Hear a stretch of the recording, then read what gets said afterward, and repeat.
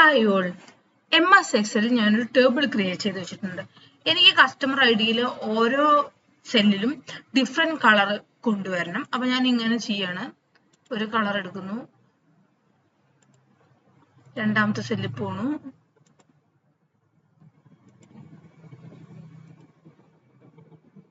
വേറെ കളർ എടുക്കുന്നു. ഇതുപോലെ എല്ലാ സെല്ലുകളിലും കളർ ചേഞ്ച് ചെയ്യാന്ന് പറയുന്നത് ഡിഫിക്കൽട്ട് ആണ്. അതിന് വേറൊരു ഓപ്ഷൻ ഉണ്ട്, അതാണ് ഞാൻ ഇന്നിവിടെ കാണിച്ചു തരാൻ പോകുന്നത്. നമ്മളെല്ലാം സെലക്ട് ചെയ്യുന്നു, കണ്ടീഷണൽ ഫോർമാറ്റിംഗിൽ പോകണു, അതായത് ഹോം ടാബിലെ കണ്ടീഷണൽ ഫോർമാറ്റിംഗിൽ പോകണു, കളർ സ്കെയിലിൽ പോകുന്നു. ഇവിടെ ഞാൻ എടുക്കുന്നത് റെഡ് വൈറ്റ് ബ്ലൂ കളർ സ്കെയിലാണ്. എല്ലാ സെല്ലിലും ഡിഫറെന്റ് കളേഴ്സ് വന്നു. നമുക്കിപ്പോൾ ഓരോ സെല്ലിലും ഇങ്ങനെ തീം കളേഴ്സിൽ പോയി കളർ ഇങ്ങനെ മാറ്റിക്കൊണ്ടിരിക്കേണ്ട ആവശ്യമില്ല.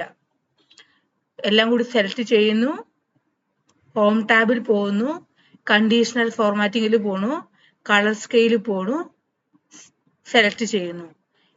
എല്ലാവർക്കും മനസ്സിലായെന്ന് വിചാരിക്കുന്നു ഇന്നത്തെ വീഡിയോ. എൻ്റെ വീഡിയോ ഇഷ്ടപ്പെടുകയാണെങ്കിൽ ലൈക്ക് ചെയ്യാനും ഷെയർ ചെയ്യാനും സബ്സ്ക്രൈബ് ചെയ്യാനും മറക്കരുത്. Thank you. നാളെ വേറെ വീഡിയോയുമായി കാണാം.